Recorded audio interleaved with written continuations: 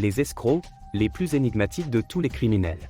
Ces menteurs experts et ces manipulateurs chevronnés utilisent leur charme enivrant pour capitaliser sur le trait humain le plus précieux, la confiance, afin de gagner de l'argent et de ravager des vies. Rejoignez-nous pour explorer la vie et l'esprit de certains des escrocs les plus célèbres au monde, en exposant leurs crimes choquants et leur psychologie tordue. Et comment leurs cruels mensonges les ont conduits à leur perte.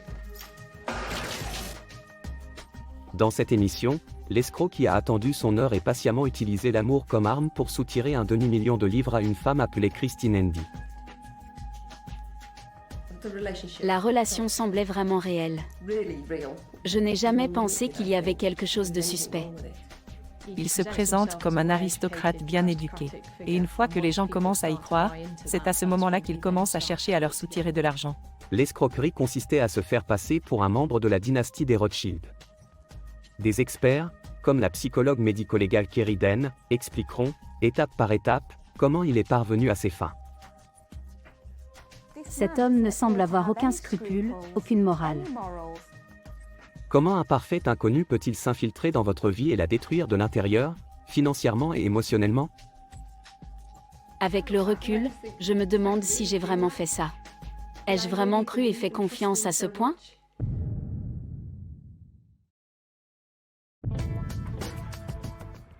Le 23 juin 2003 était un lundi matin comme les autres à Cheltenham, pour Christine Endy, mère de 3 enfants et nouvellement célibataire.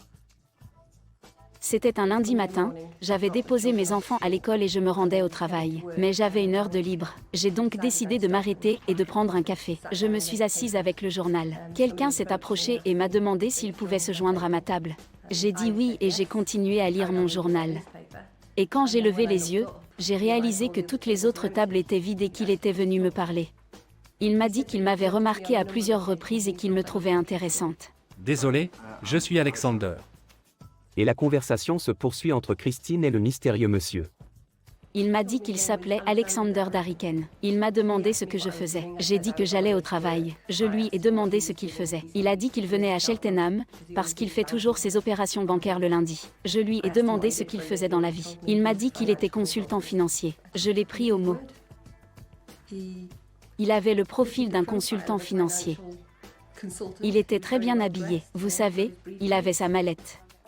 Et Alexander Dariken s'est intéressé à Christine et à sa vie.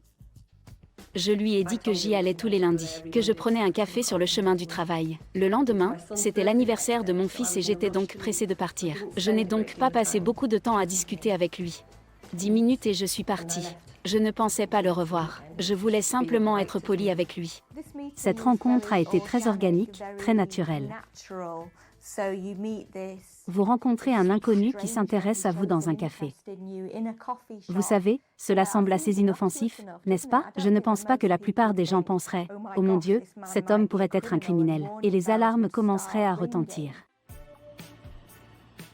Autour d'une tasse de café avec un inconnu, Christine avait innocemment évoqué sa routine du lundi matin, et il l'avait écoutée. Lorsque je suis revenue le lundi suivant, il était assis là et m'attendait. Je l'ai rejoint et nous avons discuté. J'ai parlé de ma vie, des enfants et du fait que j'étais en train de divorcer. Il s'agit d'avoir une conversation, d'apprendre à connaître quelqu'un. Comme il s'agit de la deuxième rencontre, il y a un sentiment de familiarité. Vous vous sentez en sécurité. Vous êtes dans un lieu public. Ce n'est pas votre ami de toujours, mais c'est quelqu'un que vous avez l'impression de connaître. Et vous avez plus de chances de le connaître un peu plus. Vous baissez votre garde. Christine apprécie la compagnie des Alexander Dariken, mais elle est en pleine procédure de divorce. Et la romance ne l'intéressait pas. Je ne cherchais pas de relation à l'époque. Je commençais à peine à trouver mes marques, à vivre la vie d'une mère célibataire. Parce que cela prend beaucoup de temps avec 3 enfants. Mais l'homme que Christine avait rencontré était charmant, gentil et fascinant. Il m'a dit qu'il était l'un de ses enfants des années 70. Il avait 15 ans, et c'était un jeune homme de 15 ans très intelligent, et il a été placé à Oxford. Et c'est quelque chose que j'ai lu. Il m'est apparu comme quelqu'un de très intelligent. Intéressant, il a parlé de sa carrière. Il a travaillé pour des banques à Londres. C'était vraiment un homme très accompli. Mais en réalité, cet homme très accompli était en fait un escroc très doué. Il lui transmet lentement et régulièrement des informations. Il construit donc cette mythologie d'une manière très convaincante. Il s'agit d'une préparation très efficace.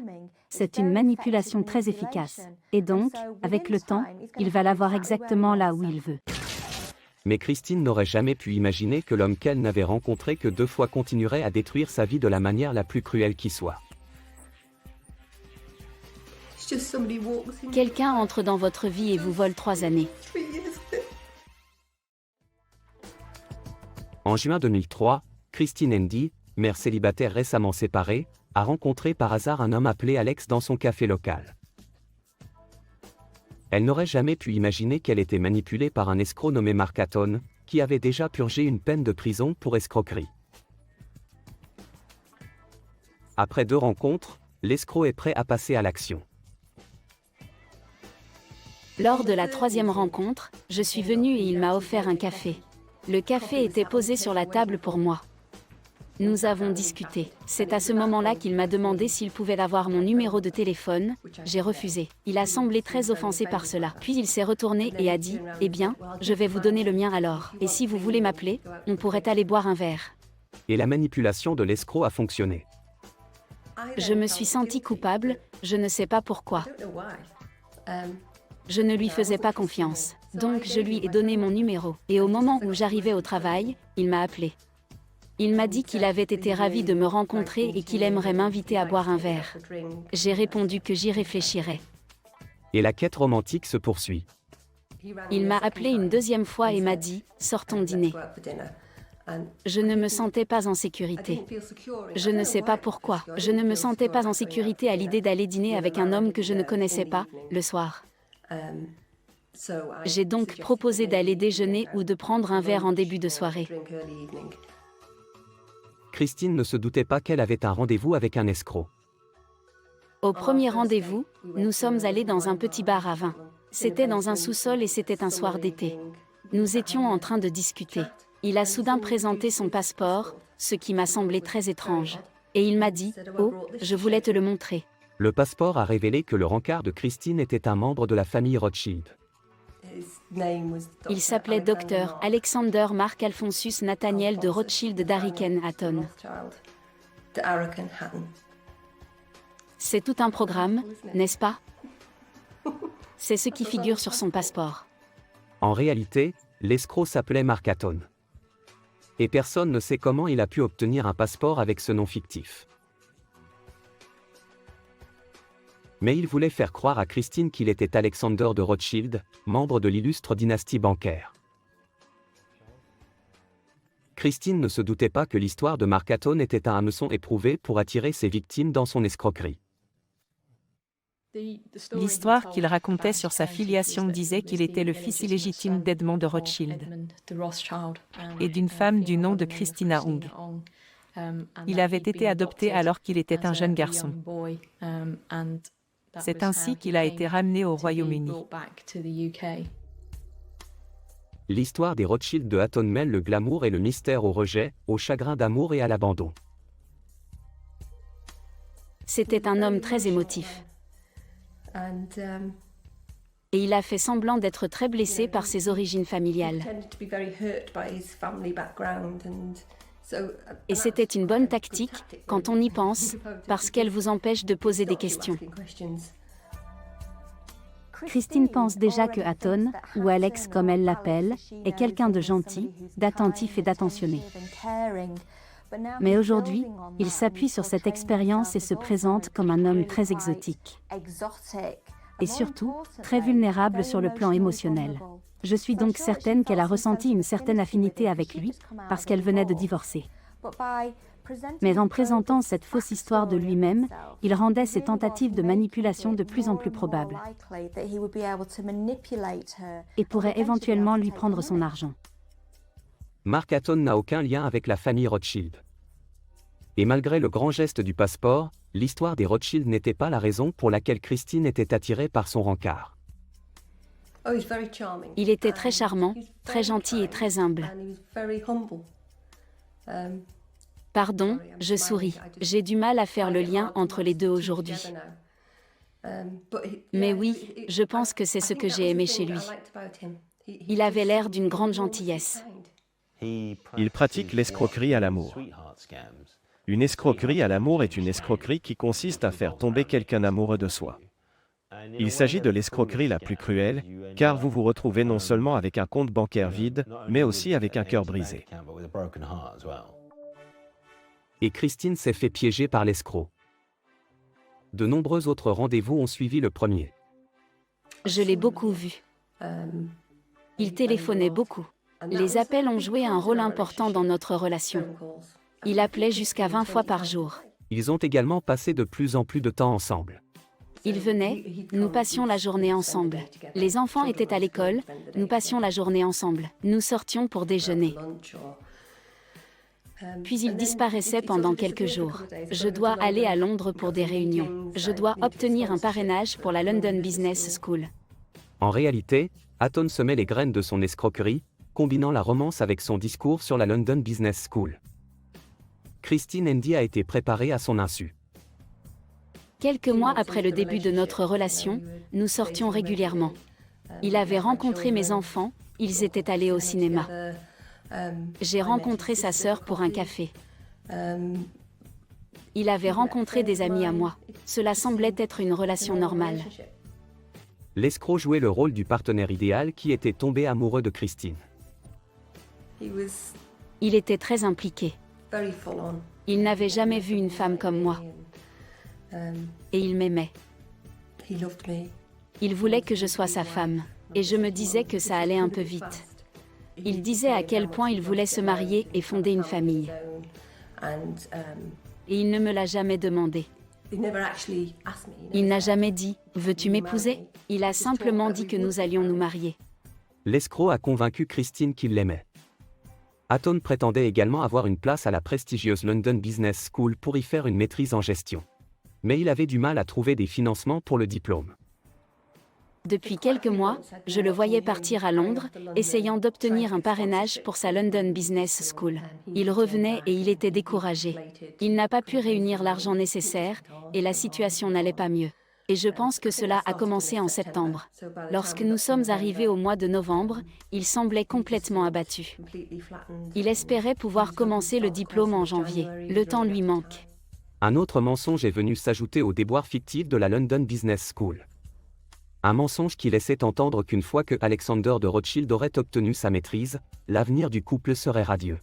L'histoire raconte qu'il a été recruté. Cette banque en Suisse lui avait offert un emploi. Il les retenait en quelque sorte. Il n'était pas sûr de vouloir retourner dans le secteur bancaire. Les mois ont passé. Il a fait quelques voyages à Genève, il s'y rendait pour des entretiens et pour rencontrer le conseil d'administration. Ils étaient très enthousiastes à l'idée qu'il les rejoigne. L'emploi de toute une vie en Suisse dépendait de la maîtrise de la London Business School. Mais le voyou de Rothschild prétendait qu'il ne pouvait pas obtenir le financement nécessaire. Mark Aton avait créé un réseau complexe de mensonges et avait lentement mais sûrement piégé Christine. Je pense qu'en octobre, j'ai commencé à me dire que j'aimais vraiment ce type. Il ferait n'importe quoi pour moi. Il est si gentil avec moi, et les enfants semblent l'aimer quand ils le voient. Il a ensuite commencé à dire qu'il voulait avoir une famille à lui. Et j'ai dit que je ne voulais plus d'enfants. J'avais 38 ans à l'époque. J'ai alors commencé à entendre des larmes sur le fait qu'il est manifestement le fils illégitime d'Edmond de Rothschild. Il a donc été adopté. Il n'a pas de vraie famille. Il voulait une famille à lui. Le plus beau cadeau que je pouvais lui faire, c'était un enfant. En réalité, il y avait un autre cadeau que l'escroc désirait plus qu'un enfant. C'est aussi à cette époque qu'il a dit « Il faut vraiment que j'entre à la London Business School. Peux-tu m'aider ?» Et il semblait vraiment déprimé, au point de s'asseoir et de pleurer en disant que c'était si difficile. Vous savez, dès qu'ils se rendent compte que je suis un de Rothschild, ils supposent que j'ai l'argent nécessaire pour suivre le cours. J'ai dit que je n'étais pas en mesure de l'aider, car le règlement de mon divorce n'était pas encore définitif, mais il savait que tout cela se passait en arrière-plan. Le passeport, l'histoire des Rothschild, le travail en Suisse, les histoires de la London Business School et les innombrables « je t'aime » des 6 derniers mois avaient conduit Christine à ce point. C'est ce à quoi Mark Hatton a travaillé. Il avait fait le travail de base et voulait maintenant voir un retour de 75 000 livres. Je lui ai dit que je ne pouvais pas l'aider, et il m'a répondu que si. J'ai répondu que je n'avais pas d'argent, et il a dit « oui, mais tu as ta maison ». J'ai besoin d'argent. Je n'ai pas d'argent, je te l'ai dit. Y a-t-il un moyen d'obtenir un financement pour ta maison? Parce que nous allions, à ce stade, parler de nous marier, et il y a ce travail en Suisse. Il faudra vendre la maison dans 1 an ou 2. C'est donc ce que j'ai décidé de faire. J'ai hypothéqué la maison et je lui ai prêté l'argent pour le cours. Lorsque je lui ai remis l'argent, c'était en décembre 2003. Tout semblait normal. En janvier, il est entré à la London Business School. Il avait tous ses livres, ses valises et ses ordinateurs. À aucun moment, il ne s'est inscrit à un cours ou n'a payé pour des cours à la London Business School. Les relevés bancaires montrent clairement que lorsque cette somme est versée sur son compte, il se lance dans des dépenses massives, achetant des biens somptueux et des vêtements de marque. Hatton a dépensé chaque centime, mais il y avait encore de l'argent à extraire de Christine. Et le cruel escroc n'était pas prêt à renoncer à son escroquerie romantique avant d'avoir tout pris. Pour Christine Endy, il n'y a pas eu de signes avant-coureurs indiquant que Hatton se servait d'elle. Lorsque nous sommes amoureux de quelqu'un, il se produit un effet de halo. Vous ne voyez que le bon côté de votre partenaire et vous ignorez les mauvaises choses. Mais il est intéressant de noter que Christine n'a pas été la seule à se faire avoir par Hatton. Ses amis et sa famille ne pensaient pas non plus qu'il y avait quelque chose d'anormal avec cet homme, même s'il ne voulait pas emménager avec elle. Mark Hatton n'a jamais emménagé avec Christine, car il avait besoin de tranquillité pour sa maîtrise fictive. Mais il a convaincu Christine qu'il vivrait avec elle lorsqu'ils fonderaient une famille ensemble. À ce moment-là, je me dis que j'aime cet homme et que nous allons nous marier. Et il ne demande que ce que les autres veulent lorsqu'ils sont en couple. Et j'ai eu 3 enfants de mon mariage, donc je ne peux pas lui refuser le droit d'être père, si nous sommes mari et femme. J'ai donc succombé à sa manipulation.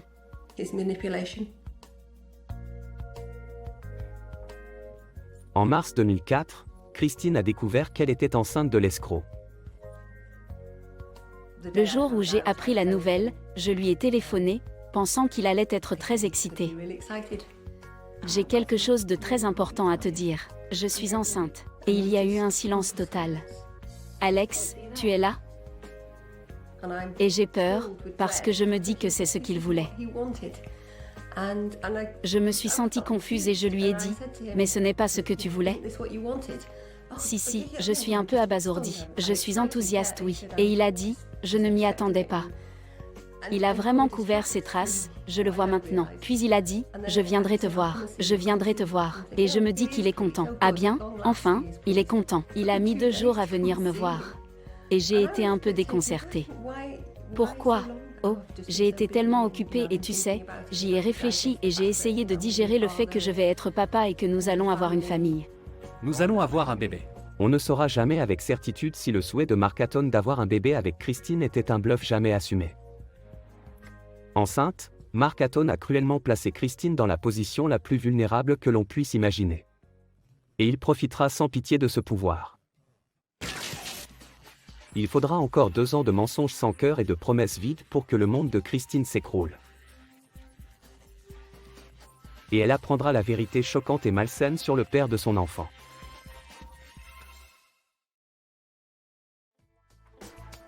Mère célibataire de 3 enfants, Christine Endy entretenait une relation avec Alexander de Rothschild depuis l'été 2003.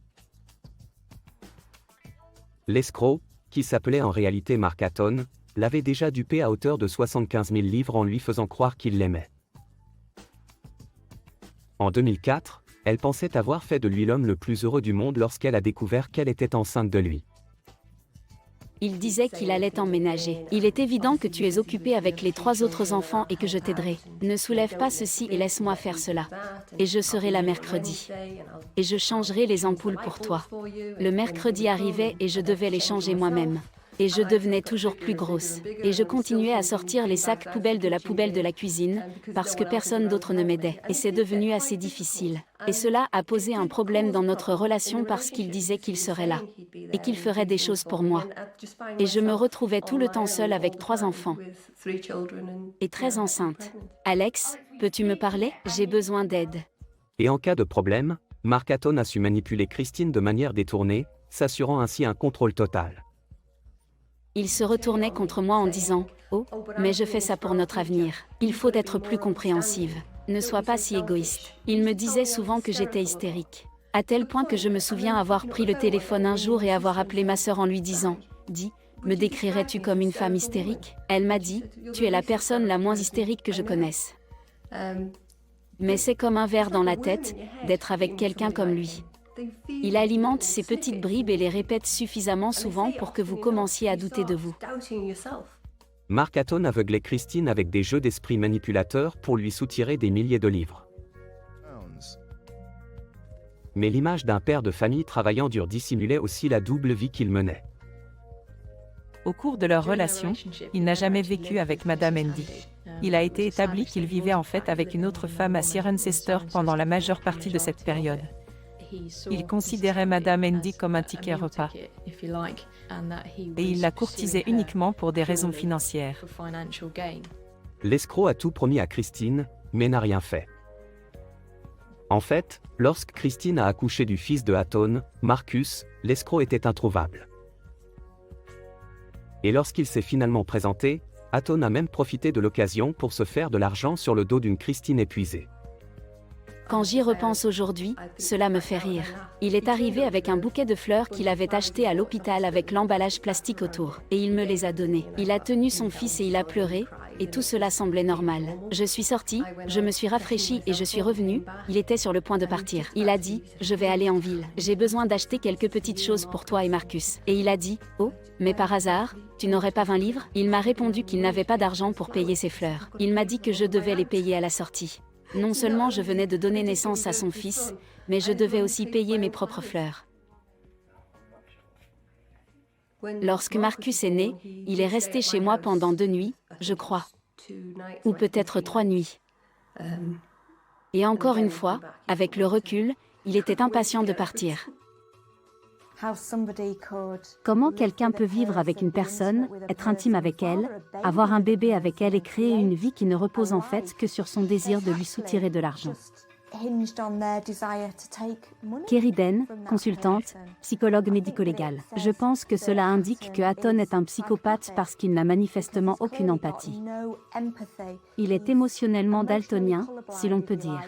Il ne peut tout simplement pas ressentir ce qu'il fait à Christine, car s'il le pouvait, il n'en serait pas capable. Christine devait s'occuper d'un bébé et de 3 autres enfants. La nouvelle maman était épuisée et vulnérable. Et Mark Hatton a entamé la prochaine étape de son escroquerie en juin 2005. Il s'est présenté à la maison, complètement paniqué. Il avait l'air totalement pris au dépourvu. Il avait peur, il était émotif, il pleurait beaucoup. Et je lui demande ce qui se passe. Il me dit qu'il lui avait réclamé une facture fiscale de 80 000 livres. Il n'arrêtait pas de parler et il était hors de lui. Il m'a dit qu'il fallait vraiment que je l'aide. Je lui ai dit, je ne pouvais pas réunir une telle somme. Il m'a répondu qu'il n'y avait pas d'autre choix. Je vais devoir quitter le pays. Et je me disais, super, je suis là avec ton fils, et il va s'envoler. Je ne pouvais pas le laisser faire. J'ai senti que je devais l'aider. Sinon, je ne savais pas ce qui allait se passer. J'ai dit que je ne pouvais pas réunir une telle somme d'argent. Je peux en obtenir 50. Et il m'a dit, ce qui était rassurant, un peu rassurant, qu'il pouvait obtenir les 30 autres. Christine avait déjà prêté 75 000 livres à Hatton en décembre 2003 pour couvrir les frais de sa fausse maîtrise. En juillet 2005, elle lui a prêté 50 000 livres supplémentaires pour régler sa facture fiscale fictive. Tout l'argent a été gaspillé en luxe et dans des boutiques de créateurs. Tout au long de leur relation, Aton avait parlé de s'installer en Suisse avec Christine. Il a ensuite entrepris de persuader Christine de vendre sa maison, arguant du fait que lorsqu'il reprendrait son emploi dans la banque suisse, il devrait déménager rapidement. Il serait donc préférable qu'elle vive dans une location. Il a commencé à dire qu'il allait vendre sa maison et que je devrais mettre la mienne sur le marché. Et cela m'a effrayée, car j'avais un nouveau-né. Et je me demandais si je pourrais passer par toutes les étapes de la vente d'une maison et déménager ailleurs. Mais il disait que c'était important. Il voulait pouvoir partir très vite. Si j'étais en location, nous n'aurions qu'à faire nos valises et partir. Il s'agit d'une tactique intéressante de sa part, car il s'agit en quelque sorte d'une victoire émotionnelle.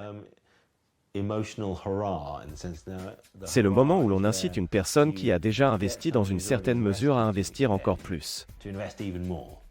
Et à ce stade, n'oubliez pas que Christine a vraiment besoin qu'il dise la vérité. Les conséquences de son imposture sont trop horribles pour être envisagées. C'est ainsi qu'il bénéficie de cette situation. C'est au cours de l'été 2005 qu'il m'a convaincu qu'il était temps de le financer. Je pense que nous étions censés partir en janvier 2006. J'ai donc vendu la maison, j'ai déménagé à Cirencester et je me suis dit que j'y étais arrivée au mois d'août. Je pense donc que dans quelques mois, en janvier, nous partirons en Suisse. Le déménagement dans une location était temporaire pour Christine. Une fois de plus, Aton n'a jamais emménagé avec elle. Mais éloigner Christine de la sécurité de Cheltenham ne signifiait pas seulement qu'elle vendait sa maison de 500 000 livres. Mais aussi que pour la première fois dans leur relation, Christine est vraiment à sa merci. Il m'a aidé à choisir la maison. Et la maison est très isolée. Et bien sûr, lorsque vous vivez à l'extérieur, vos amis de Cheltenham ne vont pas simplement passer prendre une tasse de café, comme ils l'ont fait ici. La porte était ouverte, la bouilloire était allumée.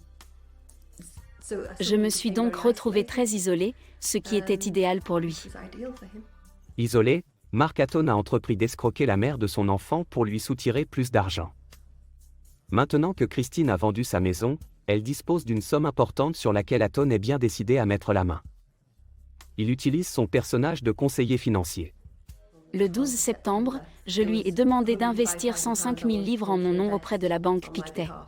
Eh bien, il a suggéré la banque Pictet, car je n'en avais jamais entendu parler, mais il investissait quand même. Il me restait encore un peu d'argent de sa part. Je ne lui ai pas tout donné. Et le 13 septembre, j'ai découvert tout récemment qu'il s'était acheté une BMW flambant neuve avec l'argent. Bien que tordu et inhumain, Mark Aton a manipulé Christine de manière experte dès leur première rencontre en 2003. Plus de 2 ans plus tard, l'escroc a soutiré à sa proie la quasi-totalité de son argent en lui faisant une série de promesses creuses. Et l'incroyable extrême d'engendrer un enfant, simplement pour rendre son escroquerie crédible. Il a dit à Christine Endy qu'il avait trouvé un emploi dans une banque suisse et qu'ils allaient déménager en famille en Suisse. Mais il ne pouvait pas lui dire pour quelle banque, car c'était top secret jusqu'à ce que la nouvelle soit publiée dans le Financial Times. C'est ainsi qu'il lui a de nouveau fait miroiter la promesse d'une nouvelle vie en Suisse. À ce stade, Christine se trouve vraiment dans une situation impossible. Elle a tout investi dans cet homme. Elle a tout investi sur le plan financier, mais aussi sur le plan émotionnel. Elle a une vie avec cet homme. Elle a un enfant avec cet homme. Elle ne voudra pas le perdre. Elle ne veut pas prendre ce risque. Avec le recul, je me demande si j'ai vraiment fait ça. Ai-je vraiment cru et fait confiance à ce point? J'ai franchi tous les obstacles qu'il avait mis en place pour moi, pour que je puisse former une famille et être avec lui. Et pourtant, rien ne se concrétisait. Toutes les choses qu'il a dit qu'il allait faire ne se sont pas produites. Le déménagement en Suisse en janvier 2006 est passé avec de nouvelles excuses et de nouveaux mensonges. Christine s'est retrouvée seule et isolée de ses amis de Cheltenham. C'était mon moment le plus sombre. Je me suis dit, qu'est-ce que je fais? Que se passe-t-il? Et j'ai eu l'impression de perdre le contrôle de la réalité, de ma vie. Je me souviens avoir pensé que cela devait cesser. La seule façon de reprendre le contrôle de la situation était de retourner à Cheltenham, auprès de mes amis et de ma famille. Et c'est surprenant que j'ai eu le courage de me lever et d'aller reprendre le contrôle de ma vie. La relation devenait tendue. Mark Hatton a presque tout pris à Christine, et elle voyait de moins en moins l'escroc. Mais en croyant les mensonges qu'il avait laborieusement inventés au cours des 3 dernières années, Christine pensait que leur relation valait toujours la peine d'être sauvée. Évidemment, il y a eu des jours où je me suis demandé ce que je faisais avec lui. D'autres jours, je voyais l'homme que j'avais rencontré et je me disais que c'était pour ça que j'étais avec lui. C'est pourquoi nous avons un enfant ensemble, et j'étais toujours prête à travailler sur notre relation. Mais en juin 2006, l'escroc a commis une erreur catastrophique en emmenant Christine chez son frère. Et Christine s'est bien entendue avec la belle-sœur de Hatton. Je lui ai dit, « Pourquoi ne viendriez-vous pas prendre un café avec moi ?» Et juste après, Alexander demande, « Pourquoi l'as-tu invité à prendre un café ?» Et j'ai répondu, « Parce que je l'aime bien. Cela semble être une chose amicale à faire, et puis, elle sera ma belle-sœur un jour. Je n'ai pas confiance, et il n'a vraiment pas aimé ça. » Et j'ai dit, « Eh bien, elle vient. » Et je lui ai dit quand elle arrivait. Le jour où elle devait arriver, c'est-à-dire le jour où il était normalement à Londres, environ une demi-heure avant son arrivée, il s'est présenté. Il est resté assis tout le temps. À l'époque, j'ai trouvé cela un peu bizarre. Pourquoi es-tu ici ? Cela ne me dérangeait pas, parce que c'est mon partenaire. Et c'est juste qu'il y avait quelque chose d'étrange à ce sujet. Et il est resté tant qu'elle était là. Je n'ai pas confiance. J'ai eu une grosse dispute avec lui ce soir-là parce qu'il est venu et a dit « Je ne veux pas d'elle ici ». Il disait qu'ils avaient toujours eu des problèmes avec elle. J'ai répondu qu'il ne peut pas me dire qui je devais choisir comme ami. Eh bien, si tu m'aimes et que tu me respectes, tu fais ce que je te demande. Et finalement, il est parti. Je me suis dit qu'il fallait que je l'appelle pour lui dire qu'il y avait un problème. Je ne sais pas ce qui se passe dans ta famille, mais je ne voulais pas aggraver les choses. Christine était loin de se douter que lorsqu'elle passerait ce coup de fil à la belle-sœur de Hatton plus tard dans la semaine, son monde serait complètement détruit. Bonjour, c'est Christine. J'ai téléphoné et je lui ai dit, et c'est alors qu'elle m'a demandé si j'étais impliquée financièrement avec lui. J'espère que vous ne lui avez pas donné d'argent. Elle a dit, s'il est un de Rothschild, mon mari est Mickey Mouse. Et je me disais, vous savez, mon Dieu, c'est vraiment la panique. À ce stade, il était censé être à Genève. Je ne pouvais pas lui parler de ce qu'elle avait dit. Et j'ai dû ressasser les informations qu'elle m'avait données pendant 3 jours. La belle-sœur de Mark Hatton a raconté à Christine comment il avait déjà escroqué une femme en Italie ainsi que son propre frère. Je ne savais pas qui croire. Et finalement, il m'a appelé pour me dire qu'il revenait de Genève. Je lui ai donc expliqué ce qu'elle avait dit. Et il est devenu fou. Je te l'avais dit. C'est une menteuse. Comment oses-tu ? Tu n'es pas fiable. Tu ne fais pas ce que je te dis. En fin de compte, je ne savais pas quoi croire. Vous savez, c'était juste, je me sentais comme dans un état de panique constant. Après ce coup de fil, Christine n'a pas revu l'homme qui lui a dit être un de Rothschild. Il a disparu, et elle est restée dans l'incertitude. Christine a désespérément besoin de savoir si son partenaire est en fait un escroc. Et si elle allait un jour être remboursée des centaines de milliers de livres qu'elle lui avait prêtés. Après des mois d'efforts frénétiques pour le contacter, Hatton s'est finalement présenté à la porte de Christine. La dernière fois que j'ai vu Alexander, c'était le 22 novembre 2006. Quand il était à la porte et a dit « Je pense que tu devrais retourner avec ton ex-mari jusqu'à ce que tout soit terminé. » Mon ex-mari, pourquoi ? Je pense que j'étais juste stupéfaite. Je ne savais pas par où commencer.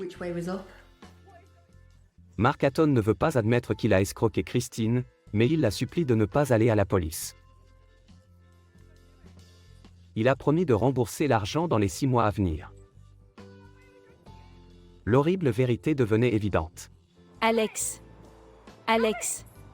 Découvrir au bout de 3 ans qu'en fait, on a vécu dans un fantasme.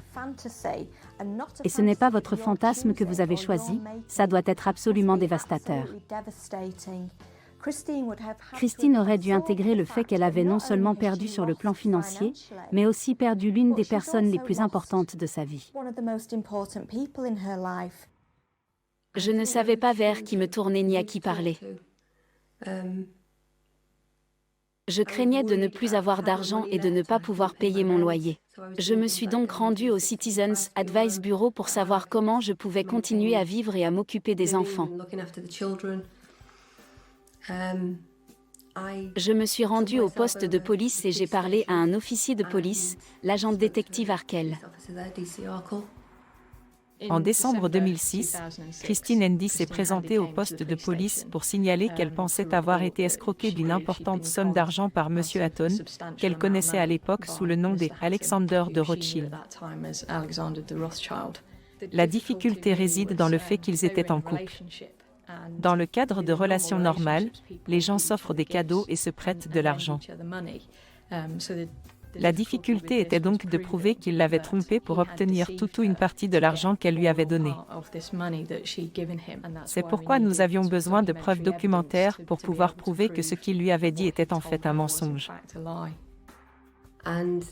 J'ai alors réalisé à quel point il était un petit personnage évasif. Je me suis rendu compte que j'avais beaucoup de travail à faire pour pouvoir leur donner un dossier exploitable.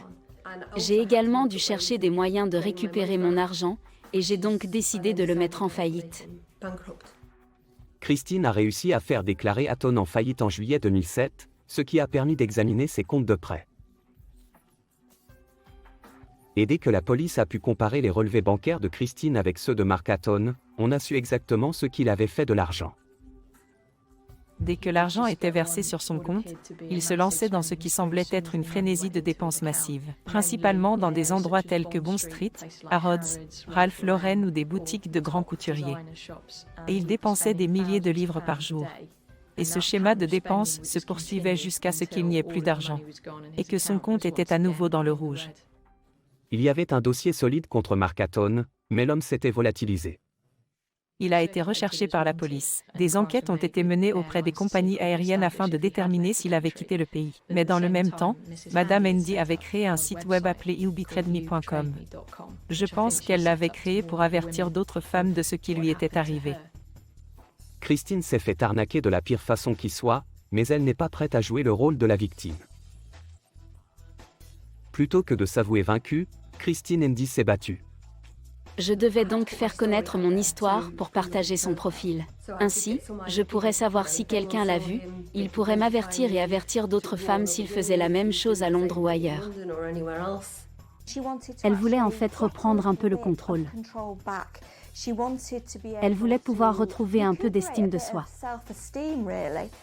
J'imagine que c'est pour cette raison qu'elle s'est donné tant de mal pour se défendre. Le site web étant opérationnel, Christine n'avait plus qu'à attendre. J'ai reçu plusieurs courriels de personnes qui m'ont dit qu'ils étaient désolés. Et puis un jour, j'ai reçu 3 courriels provenant tous de la même famille à Mount Kisco, New York, disant qu'il était là et qu'il faisait la même chose. La famille s'était inquiétée du fait que le Rothschild illégitime avec lequel vivait la riche divorcée n'était pas celui qu'il prétendait être. Le fils a commencé à se méfier de lui, a entré son nom dans un moteur de recherche et a trouvé le site web de Madame Endy. Il a contacté Madame Endy pour lui dire que cet homme vivait avec sa mère dans sa maison très chère de New York. Nous avons donné sa localisation à la police. Ils ont répondu que nous devions demander un mandat d'arrêt international et un ordre d'extradition, et qu'entre-temps, il serait passé à autre chose. Et ce n'était pas une option pour Christine. Elle s'est rendue à New York avec une amie en soutien moral. Armée des documents relatifs à la faillite, elle est déterminée à affronter l'escroc. Lorsque nous sommes arrivés à New York, nous avons pris rendez-vous avec Jill Alber, le détective privé que nous avions engagé pour le mettre sous surveillance. Le détective privé a emmené Christine dans une salle de sport locale où Hatton se rendait tous les matins. Nous l'avons vu sortir en short, je suis sortie de la voiture et j'ai marché vers lui. Je lui ai dit, « Tu te souviens de moi ?» Il m'a regardé et m'a dit, « Ne fais pas ça, Chrissy. » Encore une fois, j'étais déconcertée, et je me suis dit, « Faire quoi ? Je n'avais rien fait. J'essaie juste de te faire répondre à quelques questions. » Il est parti et j'ai crié, « Voilà les papiers de la faillite, je les mets sur le pare-brise quand tu voudras sortir. » Mark Hatton sait désormais qu'il n'a pas battu Christine. Quelques jours plus tard, elle découvre qu'il a été arrêté par le FBI. Oh mon Dieu, c'est une excellente nouvelle. Mais Christine était loin de se douter qu'au Royaume-Uni, un autre mandat d'arrêt avait été délivré à l'encontre de Hatton, et que cette accusation était encore plus malsaine et tordue que l'enfer qu'il lui avait fait vivre. Cela a mis mon monde sens dessus dessous. Cela a été très difficile. Je me suis sentie tellement coupable par simple association.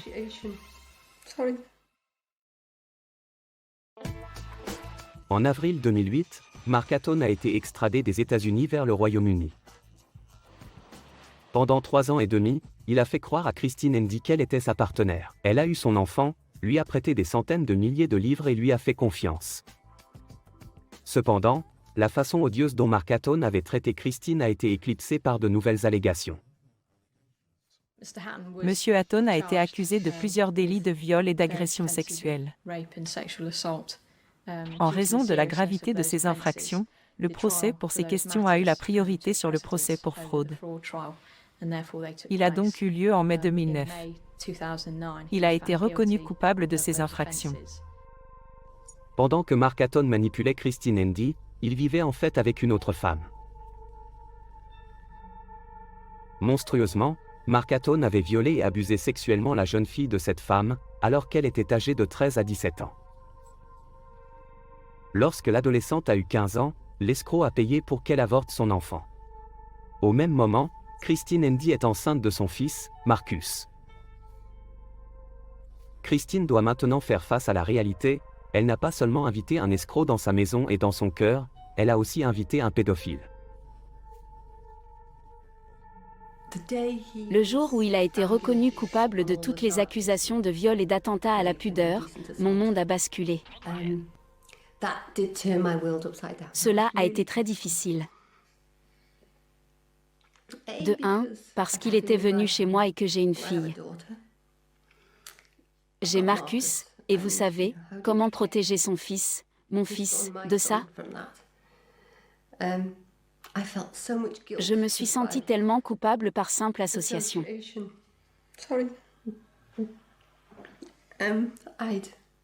Je l'avais emmené à l'école de mes enfants.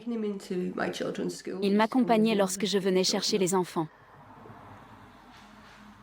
C'était difficile. Il m'a fallu quelques semaines pour m'y habituer et cela me perturbe encore aujourd'hui. Je ne suis pas surprise que Mark Hatton ait commis des délits sexuels à l'encontre d'enfants en même temps qu'il escroquait Christine. Parce qu'il s'agit d'un homme totalement impitoyable. Il obtient ce qu'il veut, n'est-ce pas? Quoi qu'il en soit, il n'hésite pas à abuser des gens de manière intime. Il y a donc de nombreux parallèles entre les deux attaques. Bien qu'ils soient différents, ils sont en fait psychologiquement les mêmes. Il s'agit d'un homme qui prend ce qu'il veut sans se soucier de la personne à qui il prend ce qu'il veut. Hatton a été reconnu coupable de viol et d'agression sexuelle en mai 2009. Toutefois, la condamnation a été reportée à la fin du procès pour l'escroquerie insensible et cruelle dont Christine a été victime. En février 2010, le procès a commencé. Et Hatton plaidait non coupable. J'étais terrifiée à l'idée d'aller au tribunal. Mais en même temps, j'ai réalisé que c'était ma chance de pouvoir me défendre et dire ce qui était vrai. Mais c'est le jour où le jury a délibéré. Je me souviens d'être assise à l'extérieur du tribunal et d'avoir pensé, « Oh mon Dieu, je m'étais tellement battue pour qu'il soit condamné, et s'il ne le déclarait pas coupable, tous ces efforts. » Ce fut un moment difficile. Le 16 mars 2010, le verdict est tombé. Je me souviens d'être là, lorsque le greffier leur a demandé s'il était coupable du premier chef d'accusation. Je les compte 1, 2, 3. Et je me suis dit, oh, Dieu merci, ils l'ont reconnu coupable des 7 chefs d'accusation de tromperie. Mark Hatton a été condamné pour son escroquerie au Rothschild et reconnu coupable de 7 chefs d'accusation pour avoir obtenu des transferts de fonds par tromperie. Le 17 mars 2010, le monstre a été condamné pour tous ses crimes. Le juge l'a condamné à 15 ans de prison pour le viol et à 3 ans pour la fraude. Il devait purger une peine de 18 ans au total. Cette condamnation a été plus importante que prévu. J'ai été surprise. C'est long. Mais il a eu ce qu'il méritait. Une fois Hatton derrière les barreaux et le cauchemar enfin terminé, Christine Hendy a dû commencer à recoller les morceaux de sa vie. Je pense que l'aspect le plus choquant de cette escroquerie est sa nature très intrusive. Non seulement cet homme est entré par la ruse dans la maison de cette femme, mais il s'est aussi emparé de son portefeuille. Et il a réussi à prendre son cœur par la ruse. Il est difficile d'en parler aujourd'hui, à cause de ce que j'ai ressenti à l'époque et je réalise maintenant que c'est un mensonge total.